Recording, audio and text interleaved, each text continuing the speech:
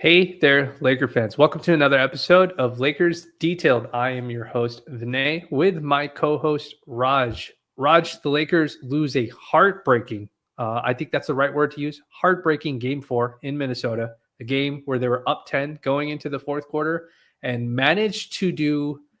Anybody that was following me, including yourself on the timeline, know how angry I was on the timeline. Managed to invent new ways to lose the game. They managed to do it again in game 4. We end up losing the game. We're down 1-3 in this series. And, you know, I think we're all just sort of frustrated. I'm frustrated. You're frustrated. We've talked about it last night.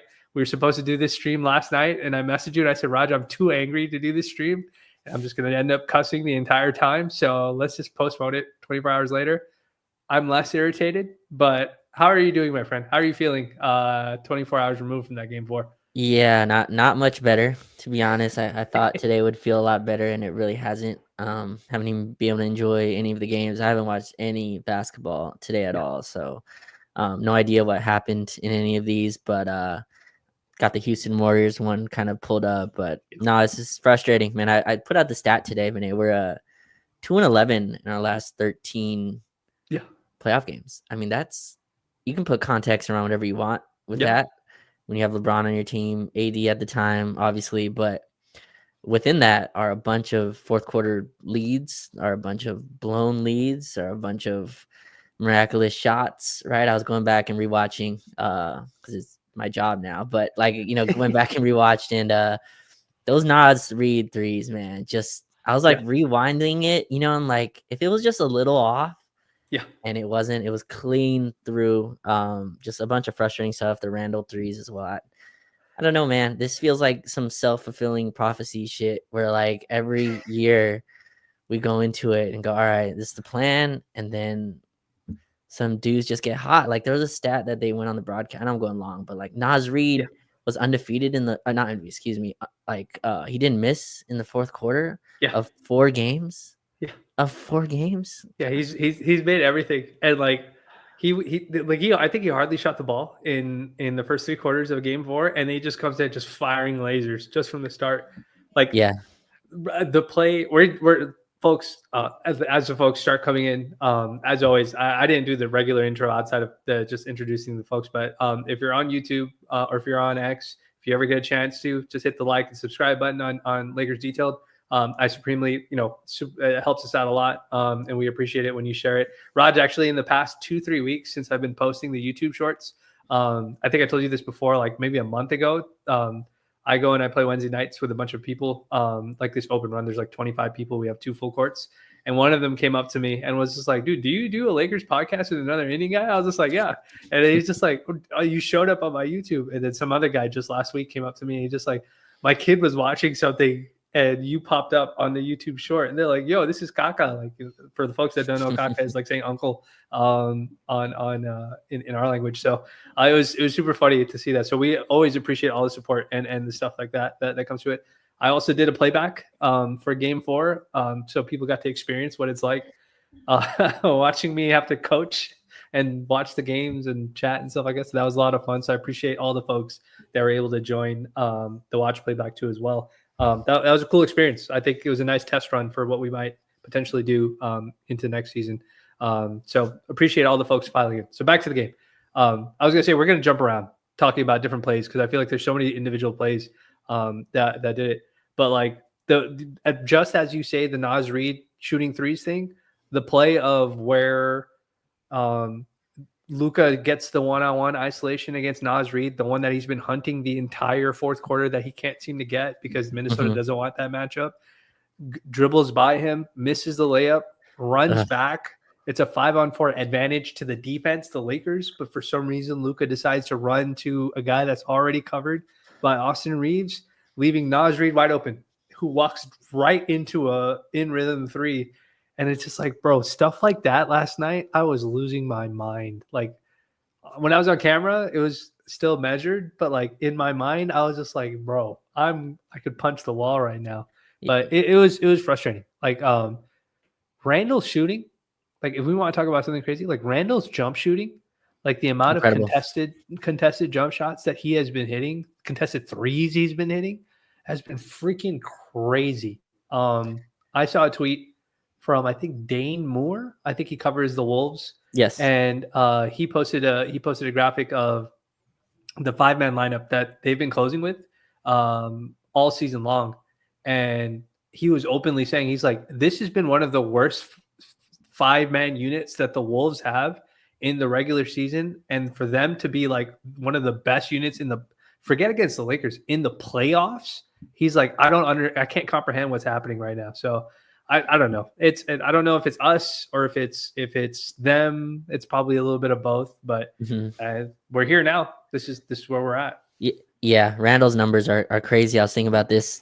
Obviously, they made the huge Karl-Anthony Towns trade, and Towns a few games ago had an awesome road game. And I think I came into this series thinking, man, like, you're gonna make Randall shoot. He's not Towns, right? It's a different Minnesota team than last year, but I think on aggregate, if you look at it, Randall and DiVincenzo, like with what they've gotten from Randall, this is a deeper team than the team a year ago that even went to the conference finals. So, no, man, it's a really good Minnesota team. I'm having a hard time, Vinay, separating that from the Lakers should still be up, or should have won, separating that between Minnesota being really good. But this is where I want to start, man. This is where the headlines have been. Yeah. JJ Redick at halftime decides to or makes an executive decision or a collaborative one with his coaches, whatever it is, we'll never know. But comes out and says, at halftime, we're playing 5 guys, second half. No Gabe Vincent, no Jared Vanderbilt, no my dog, Jordan Goodwin. All of you who contributed what you did in that first half, you are not getting in. Jackson Hayes, we are benching you to start this quarter. And you can go ahead and, warm that seat because you're not going in either. That was a gamble. Now, it's very easy to judge with results in terms of what happened, but I feel like that was a mistake. I felt like that was a mistake at the time. What'd you feel about just the full-on 5 players? Never been done before, by the way. Tibbs has never done it. This is a JJ Redick making history, which I'm sure that's not the way he wanted to make history. Yeah, but for sure. But he definitely not what he wanted. Yeah. I think they're probably, especially when you were up 10, there was probably an opportunity for you to buy a couple of minutes for those guys, 2-3 minutes. Right before I joined the stream, I was talking to Bands, a friend of the show, Eddie, of the No Narratives playback. If you guys are interested in joining, make sure you guys support him and check out his streams. Those are great too. And he was telling me about a conversation that he had with KD. And when he was talking to Kev, there was a series where I think Kev, or it was the Bucks series. I think they were already down Kyrie, and I think KD played like all 48 minutes of a game. He's giving me the context to it of the conversation that he played like 48 minutes and then 50 minutes the very next game. And there was a situation where like he was asked like, "Hey, do you need a break? Like, do you need to sit for like 2-3 minutes so you can get a break, get a blow or whatever?" And he told Bands that like that would have done nothing for him. Like him getting a 2-minute, 3-minute break would have done nothing for him fatigue wise. Like, because your adrenaline is flowing so much, that's what it is. So I understand why JJ went with that lineup, because he probably thought that was the lineup that was going to give him the best opportunity to win the game. And I think he probably told everybody that. Like, I feel like that decision doesn't get made unless you in the locker room you say, "Guys, we're going with you 5. I trust you guys, barring anything crazy happening to bring us home." Because you don't want to lose the locker room over something like that, and I just think they must have been like, "No, I'm okay." Like nobody at any point said, "Coach, I need a second." What player is in that? Like, I feel like that has to be a coach deciding. Like, no player ever is gonna go and say, I need a breather. I just in that moment. I don't know. Again, maybe I'm just looking at this with result colored eyes here in terms of what happened. I watching that game, I never for once thought the Lakers did you feel like the Lakers were ever going to run away with that game? Like I never, even up 10 going to the 4th, I was never comfortable. It never felt like we're about to push this to 15 and like that never, and I always thought it was going to go down to the wire, which is why again I was pretty surprised that JJ went with the 24 minutes of that same collection of players. No Gabe Vincent, no Vanderbilt, as I said. But like at least that's what I felt. I don't know about you. I felt like that game was going to be close. those two Yeah, out. yeah. I mean, just the sheer fact that they had they kept blowing 10-point double digit leads, Chances, yeah. that was really, and there was the other thing that I think some folks have pointed out, which I agree with, was like their transition play was so shaky to the point where it felt like they weren't confident in their own ability to run like transition offense like we normally see. Like when they get out in transition, like Braun, Austin, Luca, whoever, like this is easy. Like it's like a no brainer. And this game, especially game 4, it felt like everything was like shaky. Like I think you pointed out, Braun had like Mike Conley basically on a one-on-one in the fourth quarter, but Braun doesn't take it. He kind of backs out. I think you were trying to be, I thought you were right, but I think you were maybe giving Dante DiVincenzo too much credit when you're like, oh, maybe Braun saw Dante and he's like, I don't want to try to go 1-on-2. But then at the same time, I'm like, well, you're LeBron James. Like Dante DiVincenzo and Mike Conley are not stopping you from getting to the rim. And that's an advantage situation or whatever. The DFS alley-oop, that should have been an easy bucket. That ends up being a turnover. There's another transition play that ended up being like a bad. Was yesterday the game where Luca had the layup that he missed, the leak out layup? The Naz Reid, then the Naz Reid 3 that followed it. Yeah. But was it in game 3 the one, or was it in game 4 the one where he had a layup and like Alexander Walker was running behind him and Luca missed it? Wasn't that game 4? That was I think that was game. That might have been game 3. Oh, okay. Yeah. But that's like an example. Like games like stuff like that was happening. Like simple stuff that we would normally do, we end up missing, and it's just like it's felt like So you tell me, is it the physicality and the stuff that Minnesota has been doing that has taken us off? Like we saw Braun miss a layup. We've seen Braun like miss some easy stuff or mishandle the ball when nobody's really around. But some of that might be his timing and rhythm being messed up. Same thing with Luka. Same thing with Austin. Like Austin just dribbling around all over the place. Like it feels like the stuff that was easy for us has no longer become easy, and that's a credit to Minnesota's defense. But like it feels like a lot of that stuff is also self-inflicted too as well. So how much if you had to give like weights, like 50-50, 60-40, how much of it is self-inflicted and how much of it is Minnesota doing what they're doing?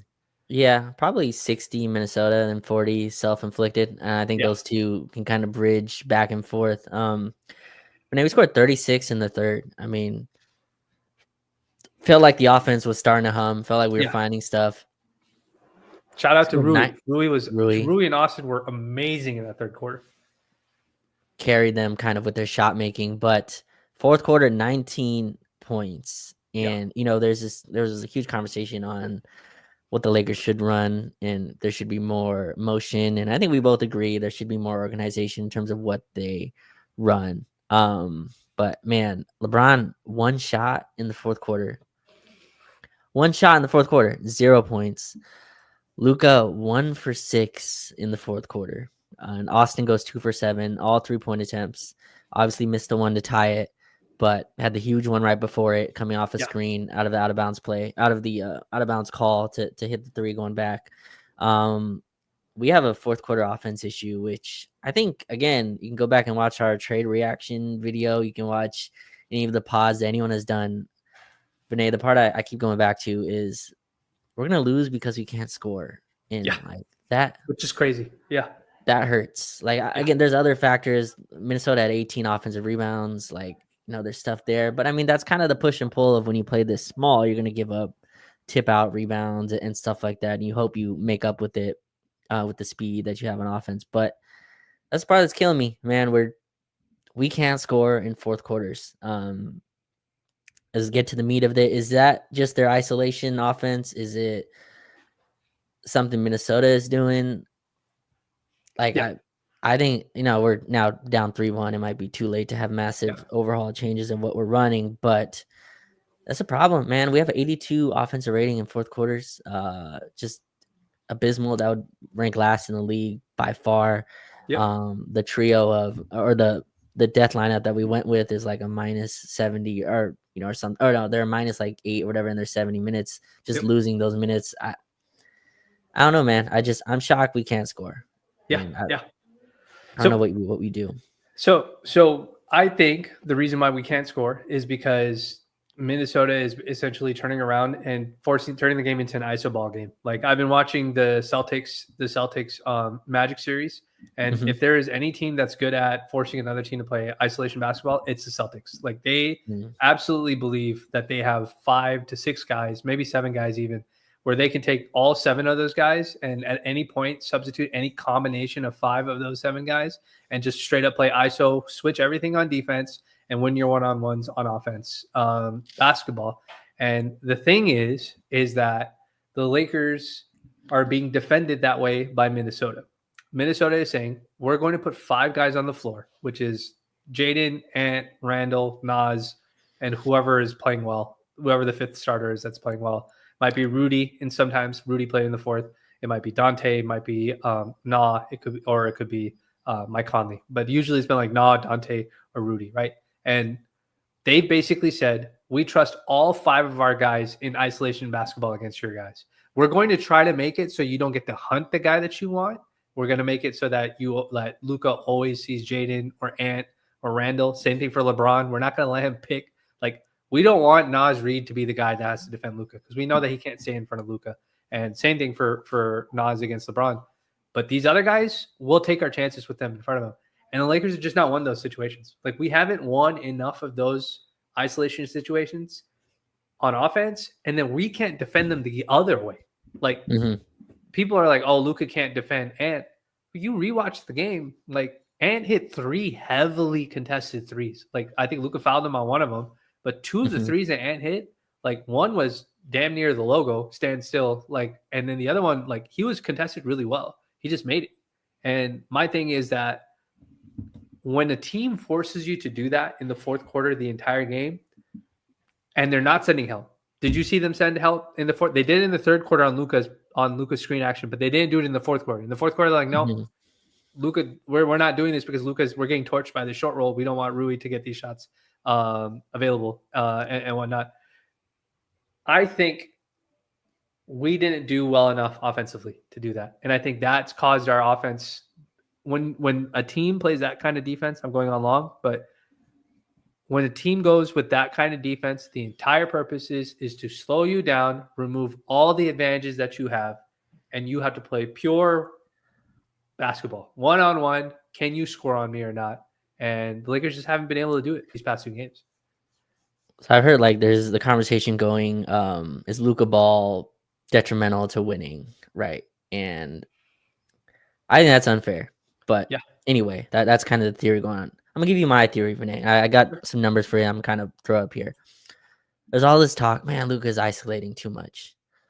Luka's killing in his isolations. He's scoring like 1.15 points per possession, which would rank like 2nd in the league if that was stretched out to the regular season.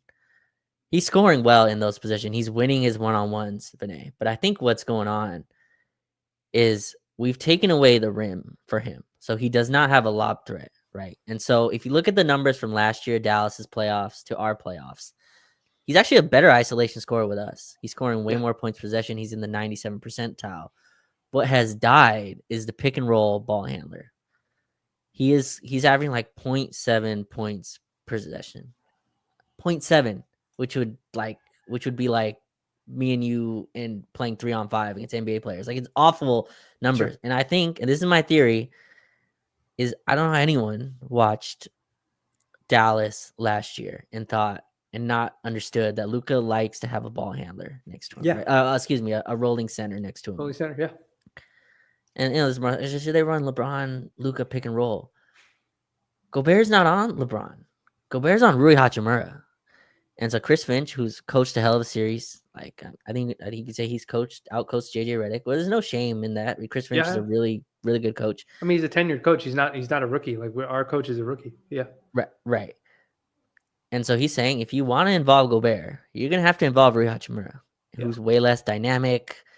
I don't know how to put this nicely, but not as doesn't make decisions as quickly as you would like. The guy who's involved on every one of these role plays, right? And it's just I don't know if am I simplifying too much, where I just not having a big man that our coach trusts, like playing small ball for 48 minutes at a time. I just find that extremely tough to win. And it reminds me a lot of, I'm not making this comparison like talent to talent, but do you remember when Mike D'Antoni, Vinay, like started Robert Covington at center? You know what I mean? Yeah. It was kind of like, did they figure out basketball? Like, did Yeah. they, and then the Lakers played them. And I'm not comparing these two, but the Lakers are like, your center 6'6". Like, We're just going to the rim. yeah, like Anthony Davis is getting the ball in the post and putting you in the basket, and Minnesota's not doing it the same way, but Yeah. LeBron's like, you have no rim protection. You can't guard me. Yeah. And so I don't know. I think some of that is part of this too, where you just break physically as a team. But just from there, just take that wherever you want. But just interested in your thoughts on how, because Jackson Hayes obviously has lost all trust. Played what, 2, 3, 4 minutes? Oh, didn't play in the second half. I think he played 4 minutes in the first. Yeah, my irritation is that the refs are like calling super tight whistles to start the game, and they're just taking like the first foul that he drew on Randall's drive was a very regular defense. Like he didn't jump at Randall, he didn't do anything. Like Randall goes, runs into him. It's like an automatic foul, and it's just like, bro, he has legal guarding position. There's nothing. I'm not going to argue on the reffing on behalf of Jackson Hayes. I'm just saying, like, you juxtapose. Okay, the second foul that Jackson Hayes got was for what? Was for wrestling with Rudy Gobert on that rebound, right? That like away from the play. That the ref was like, I don't. Again, the ball wasn't even near them, but he makes that call or whatever, and they do that sort of thing, right? So they call that Jackson. Jackson gets pulled off the floor. JJ never goes back to him. Let me just separate that for a second, okay? The ref thing and then the JJ thing. Sure. The reason why I want to juxtapose is you started the game calling 2 ticky-tack fouls to take our only center off the floor, right? I'm not saying the refs have to be considerate of it. They're just calling what's in front of them. I'm just saying it was such a soft foul to me. In the technical, but then you go to the third quarter and you have Anthony Edwards playing full-on defensive back against LeBron, and you're like, you've got to wait for him to do it like 3 times before you finally call it. When it's like LeBron's looking, you saw the replay from the others, like from behind the ref, where LeBron's looking at him like, bro, what are we doing here? Like, what's going on? Right. Before they actually call the play or whatever. And so my thing is like, you take those 2 kinds of possessions and then you look at it, it's just like, how do you expect us to be able to, make anything work with Jackson if you guys are calling, if this is the kind of whistle that he's going to get versus this is the kind of whistle. Okay. That's my one rant about the refs issue. Yeah. The inconsistency on the physicality. The JJ thing. If there is one thing that I do disagree with, there's a tactical thing I disagree with JJ, but a roster decision thing that I disagree with JJ is I don't like the fact that he abandoned Jackson completely, like after that first shift, because it tells me 2 things, Raj. One is you really don't want to play him. Like you don't see any value in playing him in the playoffs, which I don't think is good because I think Jackson does have value.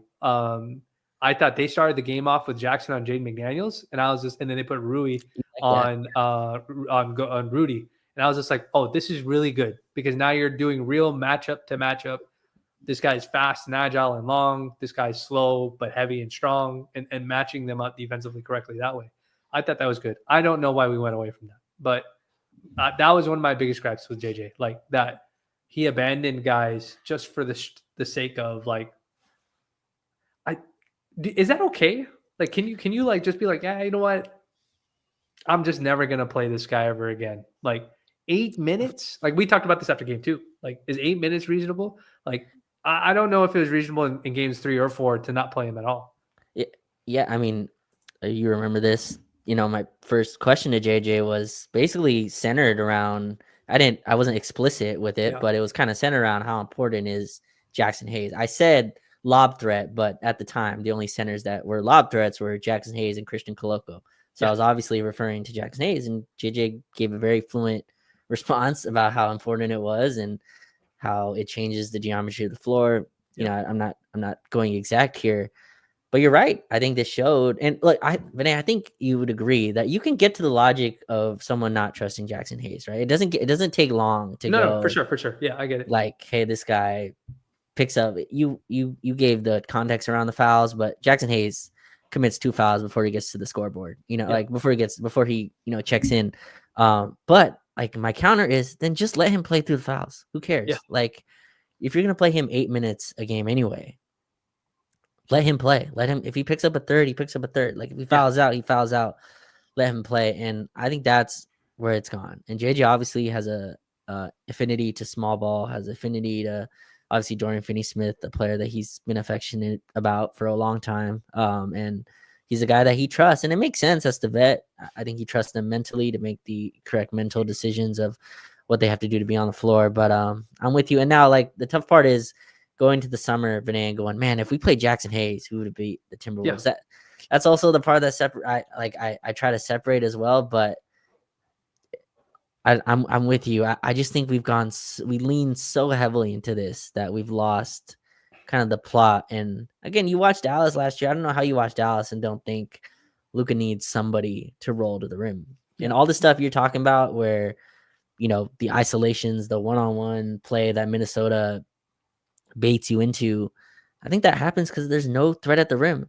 I mean, we had one dunk in game 4. You know who had the one dunk? Jackson had a lob. That's it. Yeah. One dunk in game 4. Nothing in transition. Nothing in half court.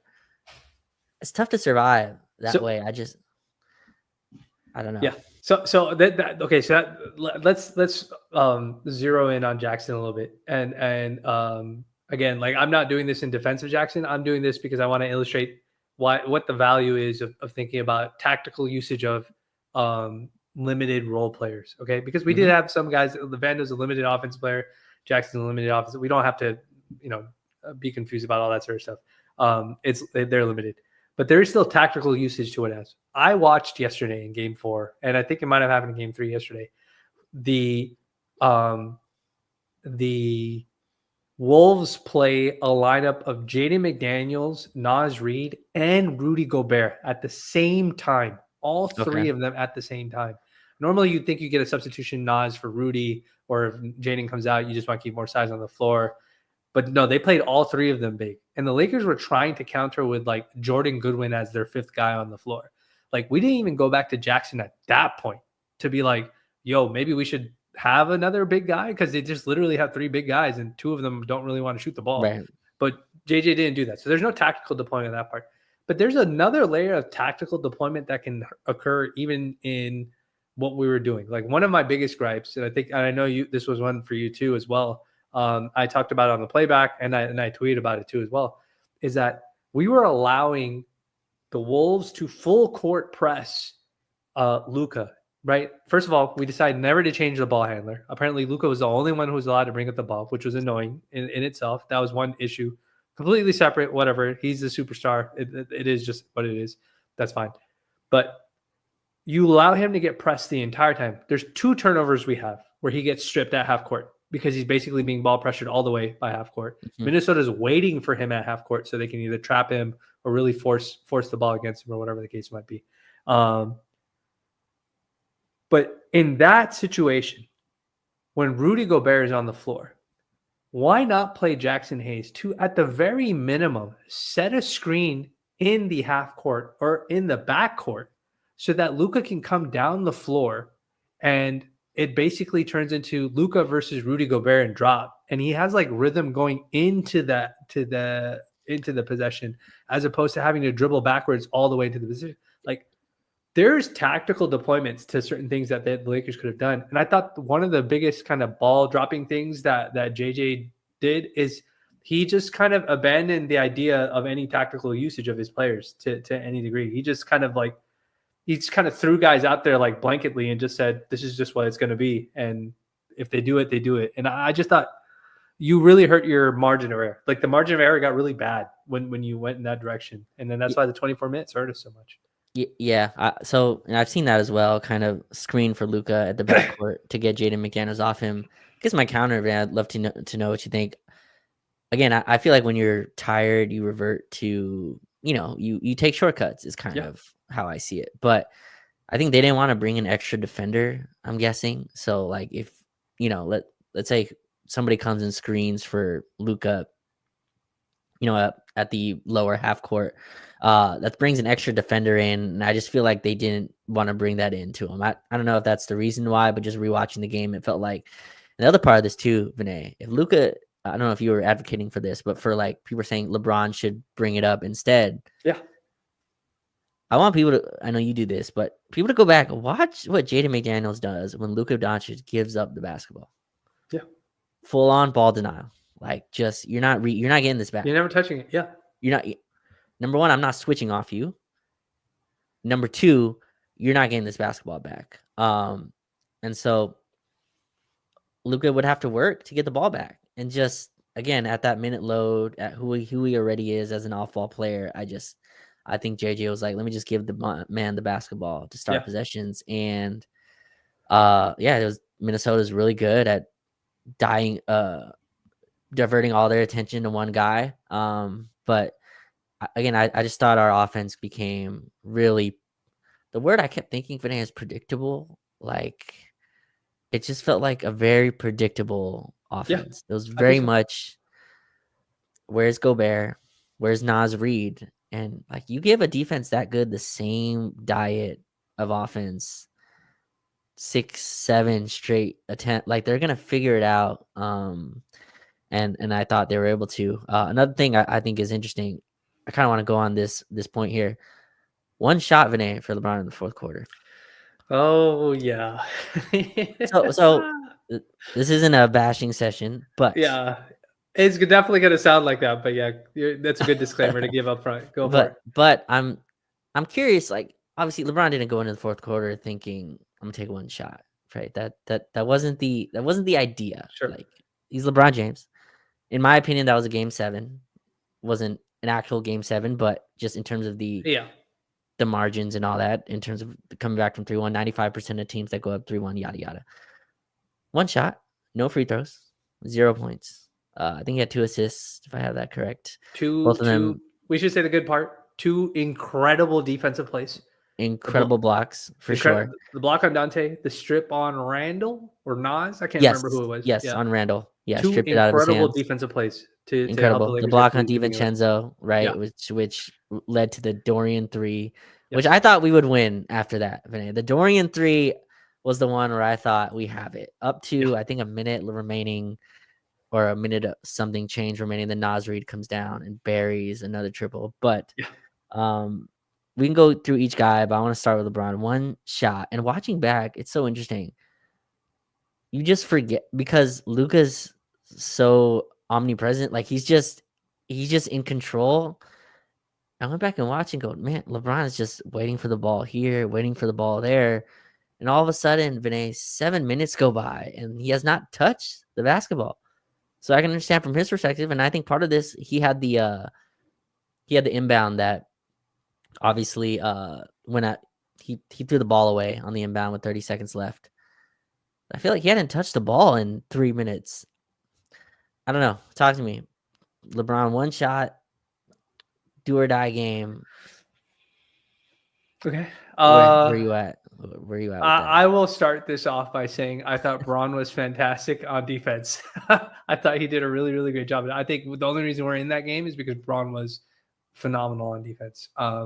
My next thing I would start what I want to say off with a question to you. You could just say yes or no. Okay. You don't have to give me elaborate. Do you think LeBron wanted to be involved in the offense in that fourth quarter? I'm gonna give you a full answer. I don't think he wanted to attack Julius Randle, or like I don't think that was the matchup that he wanted to attack.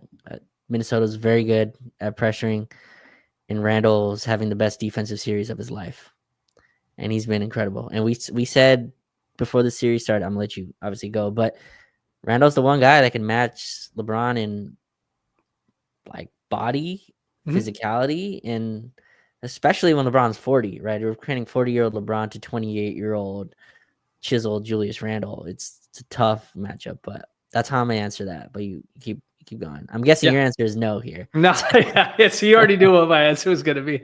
My answer is no. I don't think he wanted to be part of the possessions. I think Braun was tired. I think Braun was if his number got called, like if I think the offense in the fourth quarter was let Luka decide who he wants to call for the screens, because it was very clear at one point he was trying to specifically pick on Luka was trying to get like Naz Reid on him. It actually got to a point, Raj, where that's the only person he wanted. that's it. Yeah. That's literally who he wanted. It actually got to a point where they actually had, and I haven't seen anybody say it. I pointed it out in the big chat. I think I sent a screenshot of the big chat of what it was. but they had Anthony Edwards actually play like QB spy. I know it's gonna sound like a bashing session. Whatever. It's impossible just to discuss it. But they had Anthony Edwards play QB spy, which was basically they had him. They switched him as assignment. He was originally on Austin the entire time, and then they switched him on Rui because they realized that whoever was on Rui was the guy that when Rui comes to screen, that's who Luka was trying to hunt. So what they end up doing is they tell Ant, go guard Rui, but if Rui doesn't go and set the screen, wait to see who comes to set the screen and pick that screener up so that you're the one who gets switched on to Luka and not whoever and like whoever's on the backside will pick up whoever your man is on the backside. Like they were Minnesota was very, I would give them credit. They were very smart about we only want these two guys to defend Luka Doncic at the end of the game. Nobody else. I was gonna add to that really quick. They were doing this this is part of the other issue was our offense would like start our attack with like 9 seconds left. Yeah. And part of that, Vinay, was because, all right, so Gobert, and adding to your point, Gobert would be in the corner and he's guarding Rui Hachimura. And so Luka from across the court points at Rui Hachimura. For everyone else to see, obviously, this is public video. Luka points at Rui to come up. So Gobert would point, like Minnesota would easily like, no. You are now guarding Rui. Yeah. So it took like 7-8 seconds just to get this wheel turning. It's just... So now let me connect. I did this on Bands' stream. So now let me connect why the half court ball pressure and making the Lakers start their offense at the half court and what we wanted to do, why it played into Minnesota's favor. I want to make it very simple. The amount of space between a typical screen and roll that the Lakers would run versus for the short roller is significantly smaller when that screen is run at the top of the 3-point line, maybe 5-6 feet behind the 3-point line. That's typically where you run it on whatever the middle logo is, the big logo on the court. You're in front of that logo when you run that. But because Minnesota's ball pressure was forcing the Lakers to run it at the half court line. Think of it not at the half court line, but on the logo. Because you're running it on the logo, it gives the defense more time to recognize who is the screener, where the coverage needs to be after the screen happens. So I had somebody tell me, well, the way that you beat isolation stuff and blah, blah, is you set better screens. You set north-south screens or step-up screens or whatever it is, screens this way. But what my point was, it doesn't matter what screen you set because there's so much room between you and the basket that the defense has more than enough time to react to whatever you're eventually going to do. Whether the guy takes the screen, doesn't take the screen, whatever the case may be. I'm not saying it's a surefire solution. I think Minnesota very, very specifically told their players, I think Chris Finch told their players, hey, make sure that they start their offense as far away as possible because we have big dudes who might not necessarily be able to rotate fast enough. But if they have to start their offense all the way by the logo, that gives us a lot more time for exactly what you said. Rudy Gobert can now see the play in front of him. He can see that Rui's the one who's going to go screen. So there's no confusion for Rudy to figure out where he has to go. There's no bang decision making that he has to do. Like that you connect those two pieces together, Raj, and then you rewatch the fourth quarter and you go, oh, you know what? That's what they were doing. Like that's what their goal was the entire time. Yeah, and then the other issue is you have no one at the rim, right? So like Gobert doesn't have to worry about a lob, doesn't have to worry about anyone attacking the basket, and I think part of this Rui's 3-pointer being a slow release, he feels like he can get back to that. Yeah. And, I don't know if you finished your LeBron point, but I think watching part of that was LeBron looking at it going, all right, I can either move this or I can try to barrel in with Gobert waiting for me, Anthony Edwards, Jaden McDaniels, all in like good help situation. I don't know. I think they've found a way to kind of take away the rim. But did you have something else on LeBron? In that I mean, honestly, he didn't seem like there were times where he just was standing in the corner. Like we had no post ups for him. We didn't run we literally didn't run anything for him, and it genuinely felt like whether it was fatigue, whether it was by design, because like I said, Luka was the one who was going to call who the screener was. I don't think. He was going to be involved in the offense. And the one pass that he did get off of I think a screen and pop sort of situation, he chucked a 3. Granted, to be fair, Luka gave it to him with like 7 seconds left. So it's not like Braun had a ton of time to dribble around and do his thing. And it's not like he had touched the ball between that. But you see that. You saw the short roll play where he passed it really quick to Rui. Like, he was getting that ball out of his hands quick. It didn't look like he was doing that thing where he like normally tries to process his reads. Rui made the 3, so it was the right decision. But it's just like, that was a game where I don't think it felt like Braun was trying to put any sort of offensive stamp on the fourth quarter. And again, if it was by design, I'm not going to blame him for it. But also, I can't really blame him if it wasn't by design, because honestly, Raj, like, the dude was gassed, like, and he was helping us on defense, and we really needed his help on defense. And so I can't be mad about that. That's my best way of avoiding doing it without bashing him. Yeah, so. I can't be mad, but the numbers are the numbers. And yeah. And I'm not talking about like the points. I'm talking about the one shot like that. Like, you want to go down with your guys, whatever it is, right? And one shot for LeBron to me is just not good enough. As brilliant as Luka can be and is, for Luka to be 1 for 6 in that quarter. Obviously, I think he had 5 free throws, if I have that correctly. So, but LeBron going scoreless, that shouldn't happen. But I don't know what the answer here is. Like, I think Luka has a very clear determination of who he wants to go at. Like, a very clear, I want Naz Reid, I want Rudy Gobert. So if you do that, and Minnesota has this, Luka had 37 vinay in that game, 2 assists. Like, I think Minnesota's okay with that. Yeah, I think they are more than okay with, if you want to hit step back jump shots, go ahead. Especially in the fourth quarter, we know you won't have your legs, and we'll make our push. So, just forwarding this to game. Or did you have anything else from? No. I was going to segue. You were about to do it, but I was going to segue to, like, we've talked about different tactical things, and we talked about pacing. Like, we haven't really dwelled on disappointment, because there's like, it's basketball, so it's like you're going to be disappointed every time you lose. So it is what it is.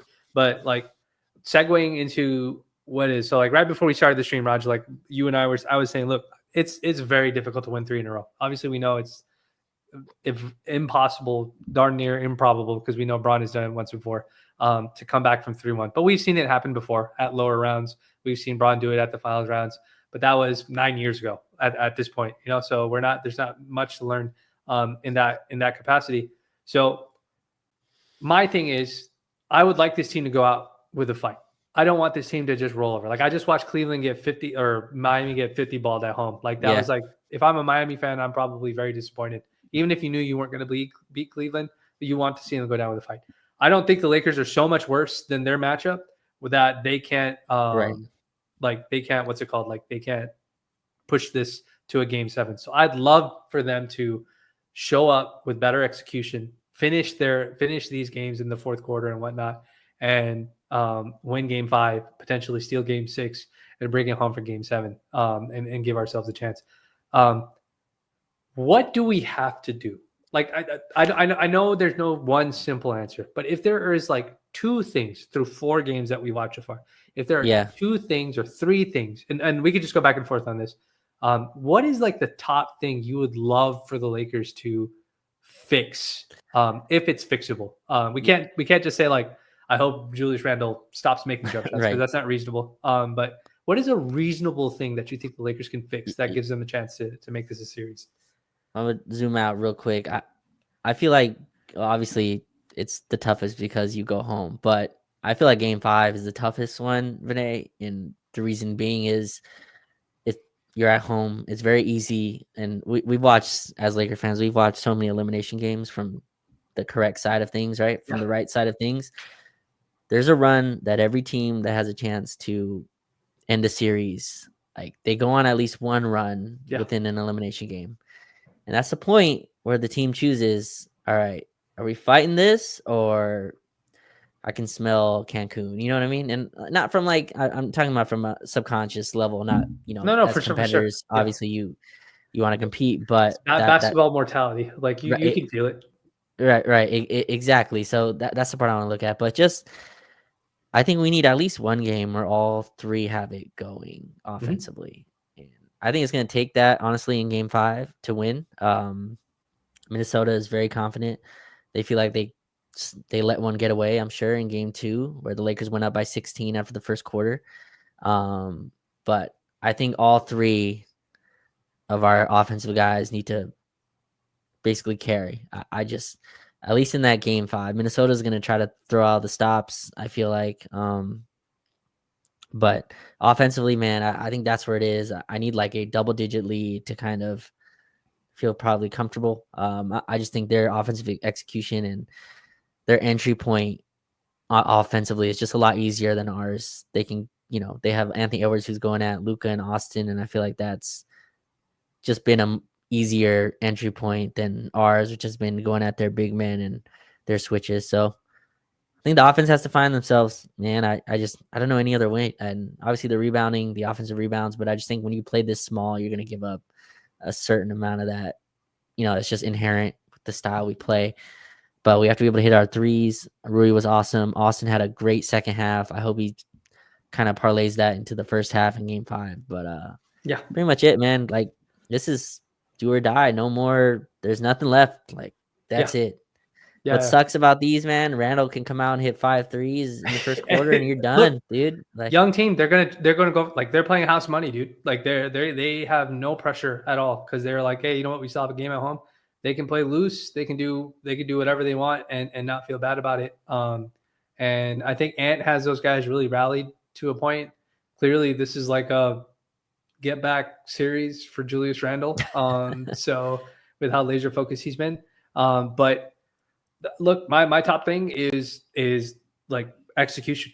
Like we have to stop being stupid with like our execution. Like we can't do it for just we did it for 44 minutes of game 3 and then we just stopped doing it. And then we did it for 46 minutes of game 4 and then we just stopped doing it. And I need 48 minutes of good execution and good basketball. Like, I have to see this team be able to build a lead, like, ethically to 10 points and not be completely stupid and start throwing the ball away in transition and let a team get back into the game. Let me ask you, I'm going to move back to schematics real quick. How do we guard their Nas at center lineup? I think you have to play Jackson Hayes. I think when you have, I think at some point you have to decide that I genuinely think at some point JJ has to trust the fact that even if he gets fouls from certain guys, that the utility is getting in size by having more size on the floor is necessary. Like, I'm sorry, like the Nas 3 that he hit after Dorian Finney-Smith hit the transition 3, go rewatch that 3. Like, yeah, he's the down blowing by LeBron. Like, LeBron's on him. Like, LeBron's like 6 steps behind him. Like, he has no clue that it's a pin down screen or a pin screen for Nas Reed on that 3. Like, LeBron goes under the screen, and I was just like, Austin's too late. Yeah. And I was just like, I don't even think Braun realized that the play was happening. And maybe it's not him. Maybe Jackson's not the case. I'm saying Jackson in general because I think we have to, like, we can't just go small ball the entire game. You're making it way too easy for them. But I think you have to play your players, dude. Like, you have to think of it tactically. Like, if they're using Nas Reed as a floor spacing 5 and the other 4 guys on the floor are guys that aren't going to shoot threes or are guys that are trying to attack the rim, you have to play guys in that manner, dude. And you have to make Nas work. Like, Nas just being able to, like, hang out because Rui's in the corner because we're playing him as a small ball 5 or DFS is small ball 5, never having to protect the rim, never having to do anything. And he just gets to come down the floor and shoot threes whenever he feels like it. Like, we have to win some advantage in some fashion. You know what I mean? Like, if we're not attacking Nas, then what are we doing? Like, if we're attacking somebody else, like, we're just basically trading buckets at that point, and it comes down to a shootout or, whatever ends up being the case. So my thing is, like, our execution has to be high. JJ can't do this small ball thing. Like, he can't commit to it the way that he has. Like, I'm sorry. Like, even if it's 2 minutes, Raj, Braun sits for 2 minutes of rest. Don't go small. Don't go so small that, like, I'm like, my brain is interrupting my own thought because it's getting to that point where it's just like I'm starting to become, like, incredulous. Like, 2 minutes is enough time for the Lakers to blow a double-digit lead. More than enough time. We have seen them do it repeatedly over and over again. 2 threes, 3 threes. a three, a turnover, a three, and a layup. Like we've seen so many combinations of this happen. JJ has to respect the fact that this team can blow leads in any time possible, and you just have to keep a higher level of defensive discipline on the floor. Like it just Jaden McDaniels telling you openly in a press conference after game 1 or game 2 or game 3, whenever, I think game 3 is when it was, saying, yeah, they're small. Nobody is going to stop me at the rim if I decide to go to the rim. Should have been a red flag, like immediately. Like, yo, that's their game plan. He's telling you what their game plan is right there, and we have to be better at it. So that's how I feel. That's where I'm at with that. I think that's great. I think that's wishful thinking. So you think he's gonna go down? He's gonna go down like playing the chessboard the way he is. Absolutely. And again, like I think you can easily, as most people do, when these things happen, they'll go fourth quarter, click on NBA.com, fourth quarter, play by play, right? And you can go and the McDaniels foul on Luka, maybe that shifts things, you know. I think this is the 5 we're going with, and I'm breaking kind of my brain trying to figure out how we defend that Minnesota team. Yeah. With Dorian and Rui at center. I don't know, Vinay. And also Vando's just completely lost trust in him as well. I think both of us thought Vando was a key contributor in this series, and he just has not played. The last note that I want to ask you about, which has kind of dominated. You mentioned Jaden McDaniels, who's, I mean, to be frank, has picked on Luka Doncic, has decided Luka, and they've made it, and credit to Chris Finch and McDaniels, they made it a point to make Luka work on the defensive end every time. How much of this is just Luka defending or how much of this is just McDaniels and them being great, or is something with our scheme, or just are we too small to protect the rim the way we need to against? And I think we played better against McDaniels, didn't have as crazy of a game, but just Luka's defense and his ability, I guess, to stay in front of his guy. It feels like they're going at him every time. He obviously not going to guard Anthony Edwards well, but what do you do, I guess, with that? With them just on a constant attack of Luka every single time down the floor? What should be the team's, I guess, approach within that? Yeah. I mean, but to some degree, he just has to defend. Like Luka has to be willing to take the challenge. The other thing is that we're not doing the same thing that I think Minnesota is doing. Minnesota is being very deliberate with who their matchups are, and they're not conceding matchups, conceding what's it called? Switches. Mm-hmm. The switches the way that we are. Like we are conceding switches, oh yeah, Ant wants Luka, go ahead, Luka, you got to go guard him. And my thing is, we also have the personnel on the floor that doesn't have to concede those switches. Like we have guys that can fight through the screens, and I don't know why we're not doing that. And I think that is certainly something that has to change. And I don't see why other teams can do that and we can't do that. Like DFS doesn't have to concede that screen to Luka. Like he can fight every time. Yeah. And also you have to think about it. You have to think about it from the IQ standpoint too, right? Like if Ant is trying to hunt Luka and DFS is on him, Luka can actually play back behind the screen a little bit because Ant is looking for Luka. He's not looking to shoot the ball. You get what I'm saying? It's different when Steph is doing it because Steph can shoot from behind the 3. Ant's not shooting behind the 3 because DFS is with him. So it's just stuff like that has to be just way, way better. And again, that comes down to execution. Is your defensive execution as good as it needs to be? So that's the way I kind of see it. Yeah, it feels like we're more than okay just giving them the switch with sometimes Vinay, the screens at half court. It's fight over. Yeah. Make them earn it a little bit, but Ant just one screen and he's on Luka one-on-one on an island, and the clips come up of Ant shaking him or whatever. It's just make him earn that at least. Make them take 10 seconds to get to that, but instead it's kind of Ant gets it whenever he wants. I don't know. It's been annoying. That's something that I think we've talked about a lot. The switching, how it kind of creates lazy tendencies. In terms of how easy it is on the defensive end to kind of play in that very relaxed, deferring style, right? Instead of being aggressive, controlling your terms of engagement. But yeah, I don't know. I feel like Game 5 is gonna be a war. Minnesota does not it could have been very easily for the Minnesota team to be look, we're down 10 going into the fourth. We already won. We split the series. Like, it'll be a tie series going back to LA. Instead, they punched us right in the mouth. But Yeah. well, we'll see. Do you have anything else from these past two games No, man. going forward? I think it's just come down to execution, bro. And then at the end of games, like it's ISO basketball. It's gonna be that way. Like it doesn't matter if that's what Luka likes to play. That's how Minnesota wants to force you to play basketball because they believe in their defense individually. So my thing is like we just got to be better. Like we said this after game 2. I was like, bro, we just got to be better execution wise. I think every single person going into this series on either side probably would agree from both sides that the Lakers' fourth quarter execution on the offensive end was an advantage to the Lakers. I don't think there'd be any disagreement from people about that, about our offensive execution. And the fact that it's flipped the entire other way this series is credit to Minnesota. But it's also like, what are we doing? Like, are we playing the kind of basketball that we have to play in order for that to happen? And so I think if our execution is better and we care and all that kind of stuff, we'll win the game and maybe we could steal one game 6. Yeah, well, we'll see. You want to get into some of these star comments? Let's hit them. Yeah, I just only have a few. Almost at the hour, so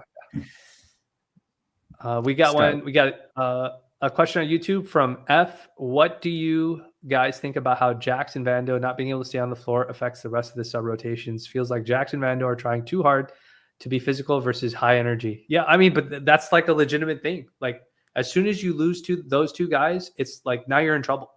Like that's 2 less guys that you have. That's 2 less guys that kind of eat innings for you, can rebound for you, XYZ, that sort of stuff for you. So I don't know what the balance is for them. Like I said, I think earlier in the pod, like I feel like the whistle that they've gotten has been whack because they're doing the same stuff that the Minnesota guys are doing, but they're just getting a crappier whistle when it comes to it. And so I think that's just, it is what it is.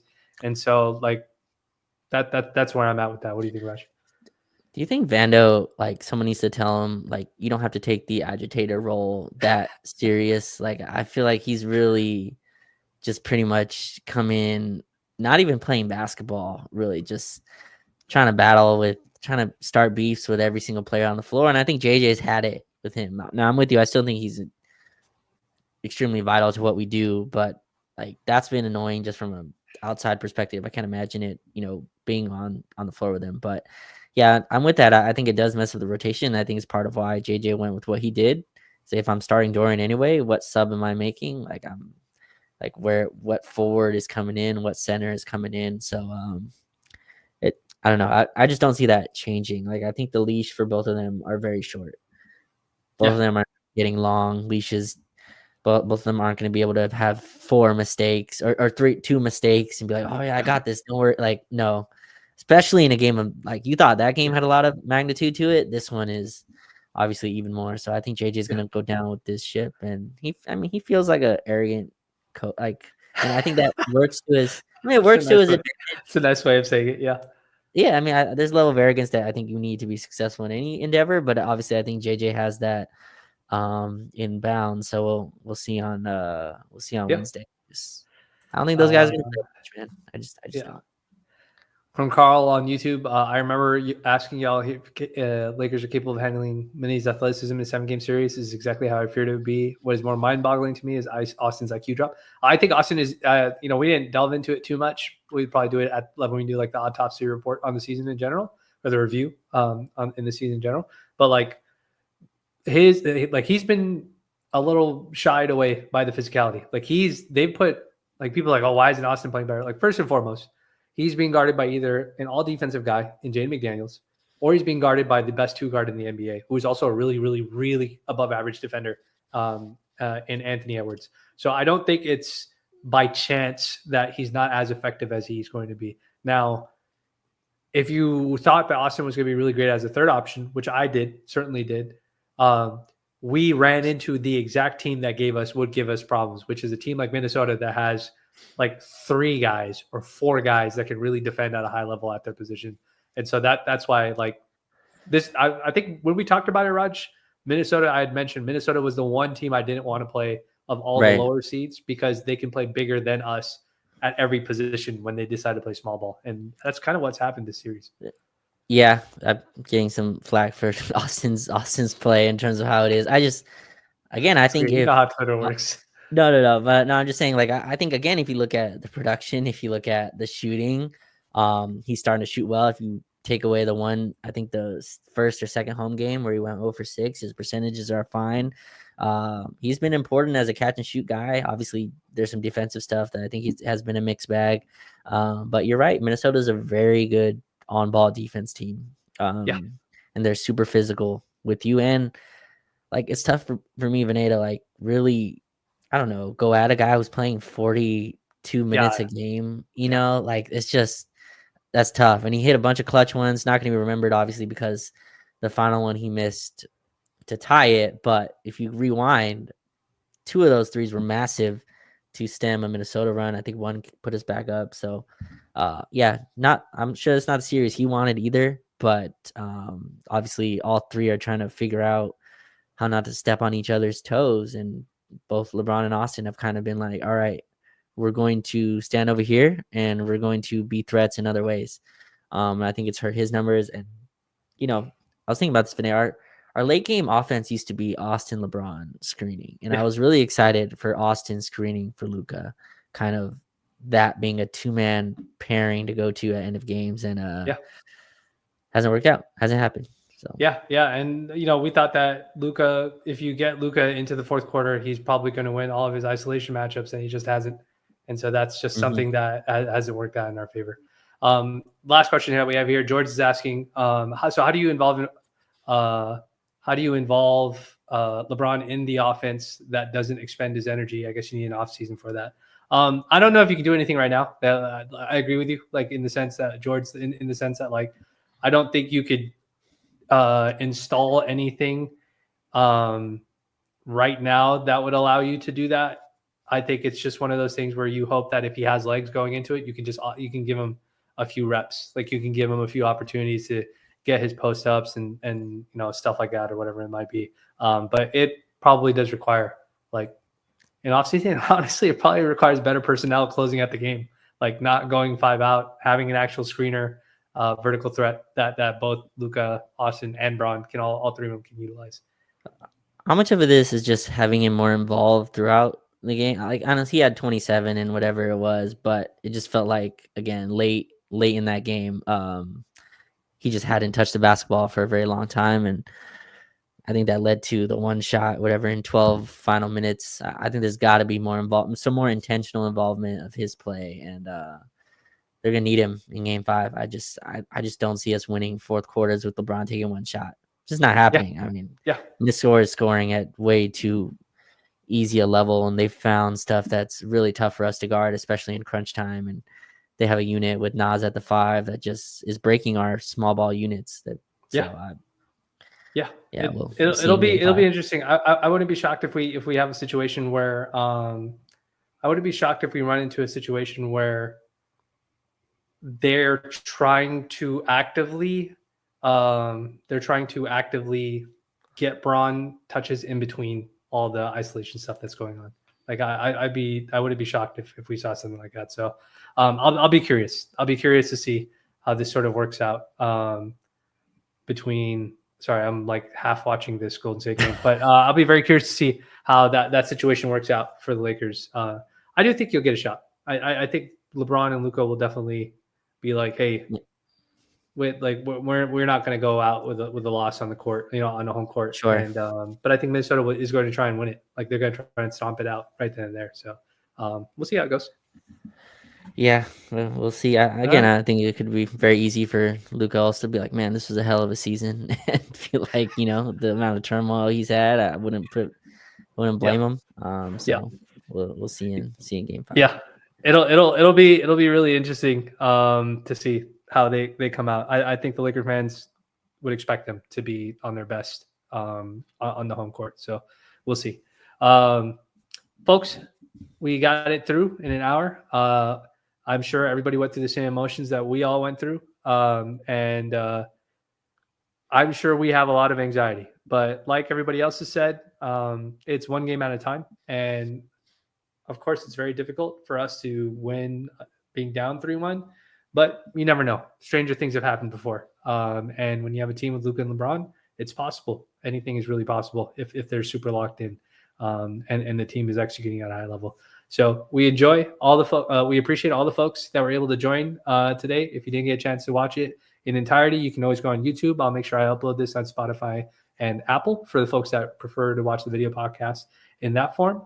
And then, yeah, we'll see what happens. We'll see how it goes. If you haven't gotten a chance to, if you can like and subscribe the channel on YouTube. And if you want to support us, you can just support us via Detailers Club on YouTube too as well. I'm not sure if I'm going to do watch playback just yet for the Wednesday for Game 5. I might be a little bit busy to do that, but I'll keep folks informed on the timeline if I end up doing it. But if nothing else, folks, we'll always have whatever happens after Game 5. We'll have a year-end review. We'll still be potting. We'll find stuff to pot about. So you don't need to worry about that at all. But we hope you have a wonderful day or have a wonderful evening whenever you end up listening to this. And if nothing else, we'll catch you in the next one. Take it easy. Peace.